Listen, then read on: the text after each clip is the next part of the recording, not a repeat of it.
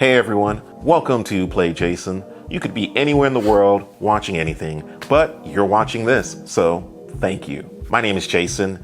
I write for Guitar.com and the Fretboard Journal, and I'm one of the co-hosts on Working Class Music. On today's episode, we're doing a brief overview / reverb guide featuring the brand new Fundamental Ambient and the Fundamental Reverb. And these are by my good friends over at Walrus Audio. So the question I want to pose with this video is there a huge sonic difference between the two? And do they overlap? So that might answer the question, who is this for? Let's start with the ambient reverb.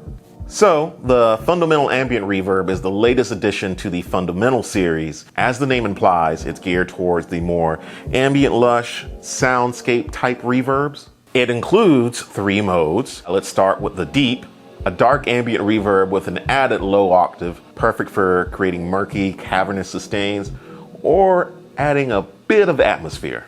Lush is a breathy, expansive reverb. It features a super long sustain. It's ideal for creating silky pads and even bigger soundscapes. Think cigarettes, if you will. And last but not least of the ambient reverb, you have Haze, a textured lo-fi reverb featuring distortion, sample rate reduction, and a resonant bandpass tone control. Great for vintage or experimental tones. So next up is the Fundamental Reverb. At its core, it's still a beautifully lush sounding reverb that Walrus Audio is known for. However, this one is based on a different set of algorithms that are a little bit more tamed. And the algorithms are Hall, which emulates the large sound of an acoustic hall characterized by long decay times and a more diffused and spacious sound, if you will. So Spring emulates the bouncy twang of the spring reverb commonly found in tube amplifiers. And last but not least is Plate. Plate emulates a smooth analog plate, offering a denser, more focused reverberation. So a little bit of how these two overlap in terms of function. Both features a trail mode, which is active by default. You can disengage this by holding down the bypass switch when powering up the pedal. And both feature a similar set of controls like decay. It controls the amount of reverb decay time. Left is the minimum and right is the maximum. The mix control controls the amount of reverb in your signal. Left, least amount, right, maximum amount. Now, where they're different is going to be the tone control. On the reverb, the tone controls the overall brightness of the reverb. On the ambient, the tone shapes the overall tonality of the reverb. On deep and lush, this serves as the control for the cutoff for a synth-style low-pass filter. On the haze, however, this controls the width of a resonant bandpass filter. Now, on to the sounds. All right, and for this demo, I am using my Ventera 2 Jazzmaster. Thank you, Sweetwater. Let's start with the ambient, and we're going to start with the deep. Let's dive right in.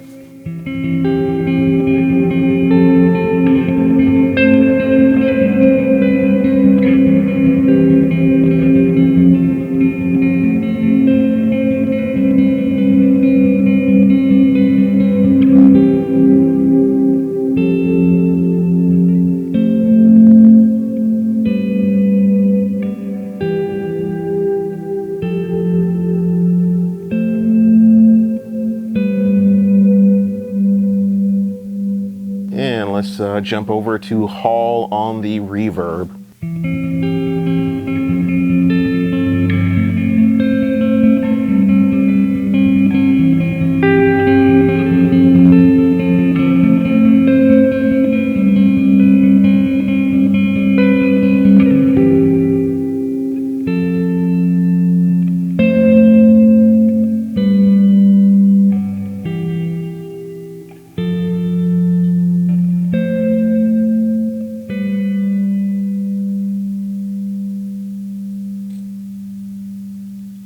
Let's do Lush.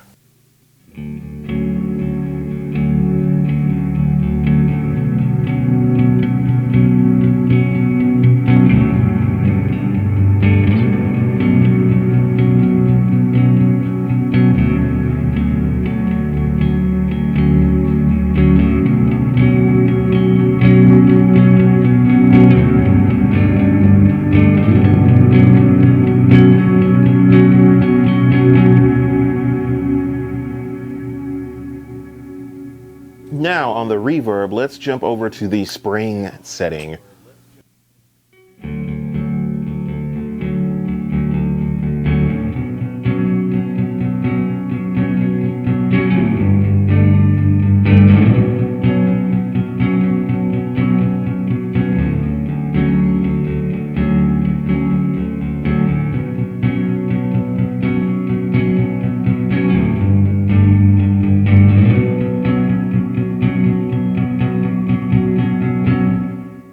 We are on the haze on the ambient.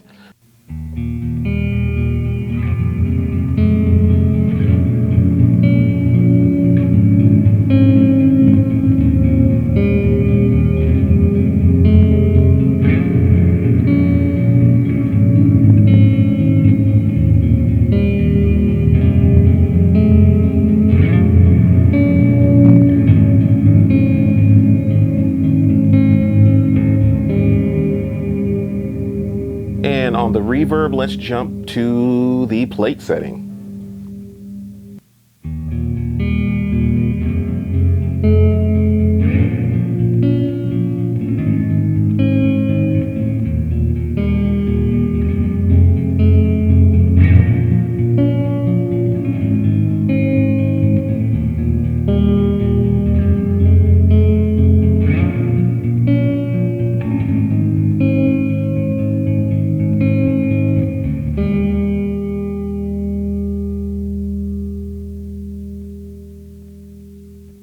And just for fun, let's combine both of them, but let's...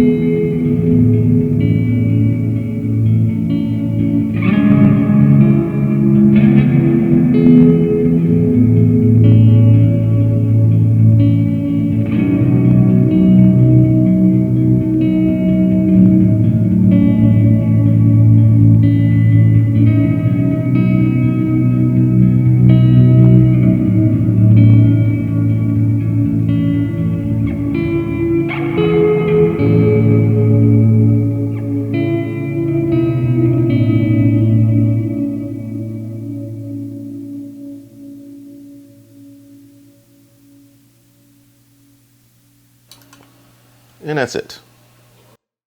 So, we're back. My first impressions, unlike the Lossy episode we did earlier comparing it to the Generation Loss, I don't think there's that much overlap. I think the difference is very pronounced. Much like Walrus Audio's previous releases, the Slow and the Fathom, they are two very different kind of reverbs. At its core, it still retains the Walrus Audio DNA, which they are known for their gorgeous sounding reverbs. So yeah, I think they're vastly different and there isn't that much overlap between them. Personally, I'm sticking with the ambient. I like all the settings on the ambient. I think they're useful. And for me, I play a lot of like This Will Destroy You type music, so that does it for me. That's not to say the Fundamental Reverb is bad. I do believe that's a very good reverb, especially if you're just looking for a simple reverb. Nothing too fancy, but you want it to sound good. Both of these are $129 each. That's absolutely insane to me, considering the high quality reverb that you can get. That's ludicrous. Like, I'm kind of befuddled. So yeah, they sound amazing. If you are looking for the more ambient texturous reverb, the Fundamental Ambient is your guy. If you're a person who doesn't use a lot of reverb but likes to have it, and you're looking for one of the best sounding reverbs that does like the Hall plate spring thing, the Fundamental Reverb is your guy. So yeah, and at $129 a piece, it's a no-brainer. So my opinion on them is very high, and this is coming from someone who loves reverb. That's my favorite effect type, so I don't say that lightly. Should you get one or the other? Why not both? Get both. And then, have all the spacious hall sounding reverbs that your heart can dream of. With that said, thank you to Walrus for having me be a part of this and sending me out both of these to check out. Anytime they send me stuff, I feel pretty honored and I feel pretty excited because them, Chase Bliss, and a few other companies know what I like. So for them to send me stuff, especially like these two pedals, even though the Fundamental has been out for some time, for them to send me this stuff, knowing my opinion on reverb, that says a lot, so thank you. I was looking for a way to incorporate the Fundamental Reverb, and now I found it in this explainer. I enjoyed this a lot. All right, so we're gonna close this out on an interesting question. What other type of pedals would you like to see added to the Fundamental lineup? For me, maybe a granular looper, maybe? But let me know what you think down below in the comments. And I'm sure I'll be writing the review for guitar.com for the ambient reverb. So check that out, and laters.